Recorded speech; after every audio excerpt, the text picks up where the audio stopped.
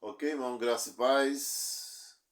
Bom, vamos ler aqui no livro de Marcos, no capítulo 9, versículos 30 e o 31, que diz assim a palavra de Deus.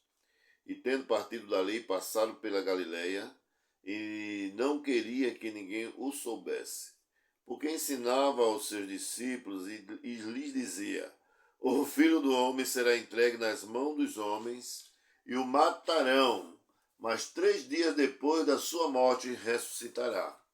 Olha aí que mensagem tremenda. Essa mensagem vai fazer parte, querido, da nossa lição que está no último capítulozinho, né? Assim, da série de Marcos, o livro dos milagres. Mas só que é o último dessa lição, não foi em 3 vezes essa lição? Aí o que acontece? Era 3 tipos de espiritualidade. E hoje, especificamente, nós estamos falando sobre a espiritualidade de Jesus. Veja só, a espiritualidade de Jesus. Bom, aí aqui nós estamos aonde? Na transfiguração, Monte da Transfiguração. Jesus leva seus discípulos para lá e se transfigura naquele momento.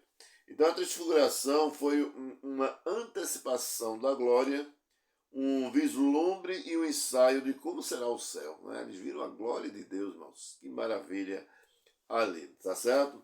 Então, a palavra transfigurar, ela vem da palavra metamorfose, né? Quer dizer, é um verbo que se refere a uma mudança externa que procede de dentro, ou seja, é uma mudança de dentro para fora. Então, essa, na verdade, não é uma mudança meramente de aparência, mas é uma mudança completa para outra forma, tá certo? Agora, como aqui nós estamos fazendo essa lição, então nós vamos ver que os discípulos naquela época, quando andava com Jesus, então foi que eles contemplaram. Então eles contemplaram Jesus todo empoeirado, andando lá pelo deserto, faminto, exausto, e além de perseguido, sem estar na sua pátria e sem proteção. Quando é de repente, o que é que acontece? De repente, então ele passa uma forte luz para o seu corpo de humilhação. Jesus está ali e aquele corpo se transforma naquele corpo glorioso. E aqui, meus irmãos, nós aprendemos verdades fundamentais sobre a espiritualidade de Jesus. Então, em primeiro lugar, a espiritualidade de Jesus é fortemente marcada pela oração. Jesus foi lá exclusivamente para orar. E o que é que nós precisamos entender sobre a oração? Oração é uma via de mão dupla, onde nos deleitamos em Deus e Ele tem justamente prazer em nós. Ele disse para Jesus: olha, esse é meu filho amado em quem me comprazo. Então, Deus tem prazer quando nós estamos nos deleitando na oração. Deus tem prazer em ter comunhão com o seu povo, sabe, irmão? Porque, na verdade, quando nós estamos orando, nós vamos ver que a essência da oração é a comunhão com Deus. Então, o maior anseio de quem ora não é as bênçãos de Deus, mas o Deus da bênção. Então, muitas vezes invertido nos nossos dias, né? Então, veja só, Jesus muitas vezes sai para os lugares solitários para o quê? Buscar a face do Pai. Ou seja, Jesus sai para orar. E nessa transfiguração, nós vemos aqui 2 ensinos importantes, né? Quando Jesus entra nessa oração. Então, na transfiguração, Jesus foi consolado antecipadamente para enfrentar a cruz. Então ali Deus estava preparando Jesus, tá certo? E mostrando a ele, né, que ele seria preso, seria cuspido, ultrajado, condenado e pregado na cruz. Contudo, pela oração, o Pai o capacitou a beber esse cálice amargo e sem retroceder, sem voltar para trás. Mas ele seguiu em frente e cumpriu com os propósitos do Pai. Em resposta à oração, em segundo lugar dessa transfiguração, dessa oração de Jesus, a gente vê que a resposta à oração do Pai confirmou o seu ministério, tá certo?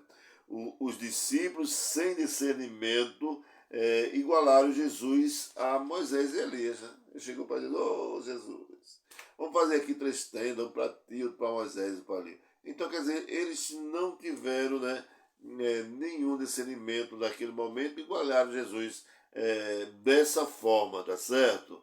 Mas veja só, Jesus, tá certo, é aquele quem Jesus realmente foi assim visto pelo Pai. E o Pai diz assim, olha, tá vendo quem é este? Não é Elias nem Moisés, este é meu filho amado, em quem me comprazo. Então ali ele confirma o ministério de Jesus, tá certo, irmãos? Então, quando você ora, Deus sai em sua defesa. Então, quando você, na verdade, você está orando, né? Então, Jesus, ele está com você em todos os momentos, tá certo? E precisa ser que a turma veja em você que você realmente é o Filho de Deus. E, na verdade, não precisa, assim, a gente estar se elogiando que eu sou, que eu faço, que eu aconteço. Não, por quê? Porque quem elogia a si mesmo demonstra uma espiritualidade frágil. Então Jesus não precisou disso, mas ele foi elogiado pelo próprio Pai, quando assim, este é meu filho amado, em quem me comprazo. Em segundo lugar, a espiritualidade de Jesus é marcada pela obediência ao Pai.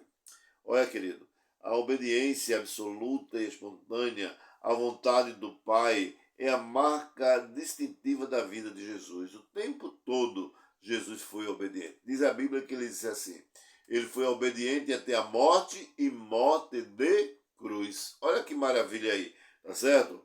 Então, o que, a gente pode aprender, que nós podemos aprender aqui?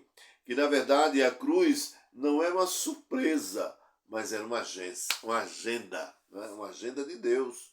Então, estava na agenda de Deus que Jesus passasse, na verdade, pela cruz. Então, Jesus, ele não morreu como um mártir, né?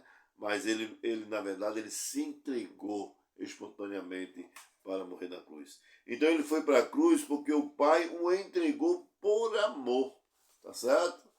E olha aí o versículo da Bíblia, João 3,16, porque Deus amou o mundo de tal maneira que deu o seu Filho unigênito, para que todo aquele que nele crê não pereça, mas tenha a vida eterna.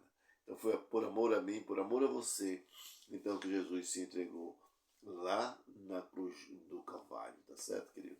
E em terceiro lugar, a espiritualidade de Jesus é marcada pelo poder para desbaratar as obras do diabo, ou seja, desfazer a obra do diabo, né? O ministério de Jesus foi comprometido com a libertação dos cativeiros, né? Então, pessoas estavam cativas pelo diabo ali, olha, aquele jovem cativo, preso, e Jesus ele vem ali e liberta aquele jovem, ou seja, Jesus expulsou a casta de demônio do menino endemoniado e chegou para eles assim, olha, sai dele e nunca mais tornes a ele. Então, sabe o que significa o quê? Ele desbaratinou as obras do diabo. Ele veio desfazer. Então, ele olha, aquele menino sempre era possesso, ele diz assim, não, você vai sair dele e não vai voltar mais. Então, o poder de Jesus, meu querido, é um poder absoluto e irresistível. Olha, os demônios bateram em retirada, o menino foi liberto, devolvido ao seu pai, e todos ficaram maravilhados ante a majestade de Deus. Olha que maravilha. Queres aprender mais? Então, terça-feira 20 agora. Sem falta, querido. Então, nós estamos fazendo esse estudo, olha, porque com certeza é para a honra e glória do nosso Deus. Então, que Deus nos abençoe. Posso contar com você? 4 PG à tua disposição. Vai lá, vai para o PG mais próximo da tua residência e vamos juntos estar ali em comunhão para a honra e glória do nosso Deus. Amém. Que Deus nos abençoe.